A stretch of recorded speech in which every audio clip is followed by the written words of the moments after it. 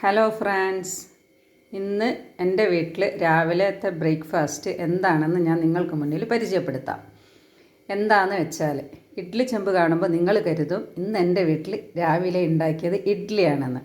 എന്നാൽ നിങ്ങൾക്ക് തെറ്റി. എൻ്റെ വീട്ടിൽ ഇന്ന് രാവിലത്തെ ഡിഷ് ഇഡ്ഡലിയല്ല. ടണ്ടടായ്, ഇത് പുട്ടാണ്. ഞാൻ ഇന്നലെ നൈറ്റ് ഉണ്ടാക്കി വെച്ച പുട്ടാണിത്.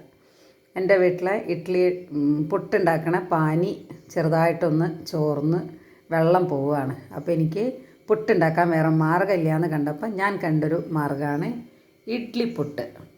അങ്ങനെ ഇത് ഇന്നലെ നൈറ്റ് ഉണ്ടാക്കിയ ഇഡ്ഡലി ആണ്. ഇഡ്ഡലി ബാലൻസ് വന്നതാണ്. അപ്പം ഞാനൊക്കെ ഇഡ്ഡലി ബാലൻസ് വന്നു കഴിഞ്ഞാൽ പിറ്റത്തെ ദിവസം അതിനെ ഞാൻ നല്ലൊരു ഉപ്മാവ് ആക്കി മാറ്റും. അപ്പോൾ ഇന്നത്തെ എൻ്റെ ബ്രേക്ക്ഫാസ്റ്റ് പുട്ട് ഉപ്മാവാണ്. അത് എങ്ങനെയാണ് ഉണ്ടാക്കുക എന്നുള്ളത് നമുക്ക് നോക്കാം. ആദ്യം നമ്മൾ പാന് അടുപ്പത്ത് വെച്ചിട്ട് കത്തിക്കുക. അത് കത്തിക്കുമ്പോൾ നമ്മൾ ഫോണൊന്ന് നീക്കി പിടിക്കുന്നത് നല്ലതാണ്. കാരണം നമ്മളുടെ രക്ഷയ്ക്ക് വേണ്ടിയിട്ട്. പാന് ചൂടാവട്ടെ. പാന് ചൂടായി വരുന്നുണ്ട്. ആ സമയത്ത് ഇത് നമ്മളുടെ വെളിച്ചെണ്ണ പാത്രമാണ്. ഈ ഇതിലാണ് ഞാൻ വെളിച്ചെണ്ണ ഒഴിച്ച് വെക്കുക. ഇത് നമ്മളുടെ പാത്രം കഴുകണ ലിക്വിഡിൻ്റെ പാത്രമാണ്. ഇതിൽ നമ്മൾ നല്ല സുഖമാണ്. വെളിച്ചെണ്ണയൊക്കെ ആവശ്യത്തിന് വേണ്ട രീതിയിൽ നമുക്കിങ്ങനെ ഒഴിച്ചു കൊടുക്കാം. നമ്മൾ കുറച്ച് വെളിച്ചെണ്ണയും ഒഴിക്കുക. അതോടൊപ്പം നല്ല മിൽമയുടെ ഗീയാണത്.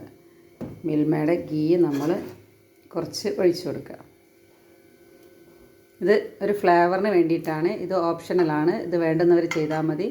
എനിക്കിതിൻ്റെ ഫ്ലേവർ നല്ല ഇഷ്ടമാണ്. അതുകൊണ്ടാണ് ഞാനത് കുറച്ച് ചേർത്തുന്നത്. അത് നന്നായി ചൂടായി വരുന്ന സമയത്ത് നമ്മൾ കടുക്, നമ്മളുടെ ഉർവശി പറയണ പോലെ കടുവറ. അയ്യോ, കടുക് പൊട്ടണൊച്ച കേൾക്കുന്നുണ്ടോ?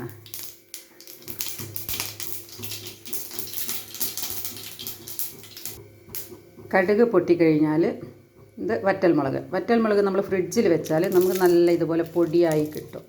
കുറേ നാൾ കിട്ടുകയും ചെയ്യും. ഈട് നിൽക്കും. ഇതുപോലെ പൊടിച്ചിങ്ങനെ ഇട്ട് കൊടുക്കുക. അതിങ്ങനെ മൂത്ത് വരുമ്പോൾ നല്ലൊരു സ്മെല്ലുണ്ടാവും. അത് കഴിഞ്ഞാൽ നമ്മൾ കുനുകുനാ അരിഞ്ഞിട്ട സവോള നന്നായിട്ട് വഴറ്റി വരുമ്പം നമ്മൾ അതിലേക്ക് തന്നെ കുറച്ച് പച്ചമുളക്, കുറച്ച് തക്കാളി ഒക്കെ ചേർത്ത് നന്നായി വഴറ്റുക. കുറച്ച് നേരം നമ്മൾക്ക് ആ ഇഡ്ഡലി ചെമ്പിൻ്റെ മൂടി കൊണ്ട് തന്നെ മൂടി വയ്ക്കാം. അങ്ങനെ നമ്മളുടെ ഉള്ളി നന്നായി വഴന്ന് വന്നിട്ടുണ്ട്. അയ്യോ, നല്ലോണം വഴന്ന് നല്ല പാകമായി വന്നിട്ടുണ്ട്. നമ്മൾ അതിലേക്ക് തന്നെ കുറച്ച് മുളക് പൊടി, എരിവ് ആവശ്യത്തിന് വേണ്ടവരിടുക. എനിക്ക് കുറച്ച് എരിവ് ആയാലും കുഴപ്പമില്ല. കുറച്ച് മുളക് പൊടി, കുറച്ച് മഞ്ഞൾപ്പൊടി, ഇത്രയും ഇൻഗ്രീഡിയൻസ് മതി. കുറച്ച് മഞ്ഞൾപ്പൊടി, ഇതൊക്കെ നിങ്ങളുടെ പാകത്തിനനുസരിച്ചിട്ട് നിങ്ങൾ ചേർക്കുക.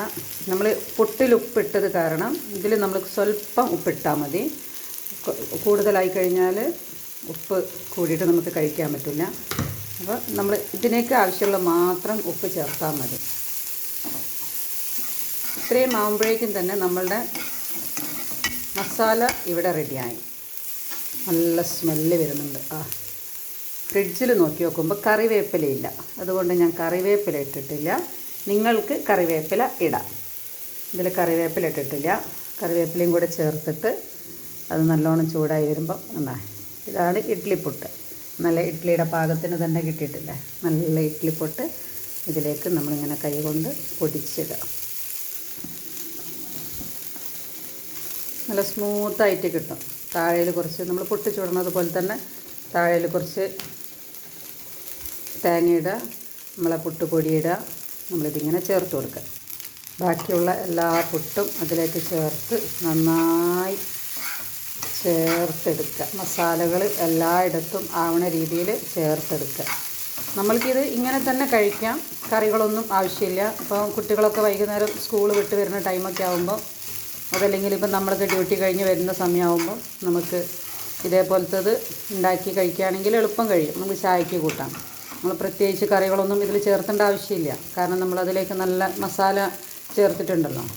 അതുകൊണ്ട് നമുക്കിതിലേക്കൊന്നും പ്രത്യേകിച്ച് ചേർത്തേണ്ട ആവശ്യമില്ല. ഇനി ആർക്കെങ്കിലും എന്തെങ്കിലും പൊരിച്ചതോ എന്തെങ്കിലും വേണമെന്നുണ്ടെങ്കിൽ കൂട്ടത്തിൽ ഉൾപ്പെടുത്താം. ഞാൻ ഇത് തനിയെ കഴിക്കുക ചെയ്യാം. നല്ല സുലൈമാനി, നമ്മളെ മുഹബത്തിൻ്റെ സുലൈമാനിയും കൂടെ കൂട്ടി കഴിക്കുകയാണെങ്കിൽ വാവ്, സൂപ്പർ. ഇത് മസാലയൊക്കെ നന്നായിട്ടൊന്ന് ചേർന്ന് ആ പുട്ട് ചൂടായി വരുന്നത് വരെ നമുക്ക് അടച്ചു വയ്ക്കാം. നമ്മളുടെ പുട്ടുപ്മാവ് ഇവിടെ റെഡി ആയിട്ടുണ്ടാവുമെന്ന് വിചാരിക്കുന്നു. വാവ്, സൂപ്പർ പുട്ടുപ്മാവായിട്ടുണ്ട്. നിങ്ങൾ കരുതും എന്തിനാണ് ഇവർ ഇഡ്ഡലി ചെമ്പിൻ്റെ മൂടി കൊണ്ട് മൂടിയത്?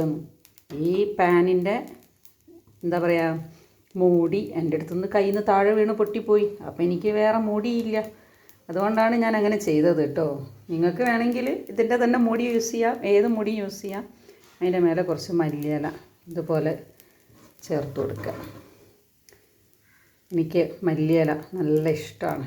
മല്ലിയില ഇട്ടിട്ട് എന്തും കഴിക്കാൻ എനിക്ക് ഭയങ്കര ഇഷ്ടമാണ്. അപ്പോൾ നമുക്ക് തീ ഓഫ് ചെയ്യാം. ഇന്നത്തെ എൻ്റെ ഡിഷ് ഇവിടെ റെഡി ആയിട്ടുണ്ട്. നിങ്ങൾക്കെല്ലാം ഇഷ്ടപ്പെട്ടിട്ടുണ്ടാവുമെന്ന് വിചാരിക്കുന്നു. ഇഷ്ടപ്പെട്ടിട്ടുണ്ടെങ്കിൽ ഞങ്ങളുടെ ഈ ചാനൽ സബ്സ്ക്രൈബ് ചെയ്യുക, ഞങ്ങളോട് സഹകരിക്കുക.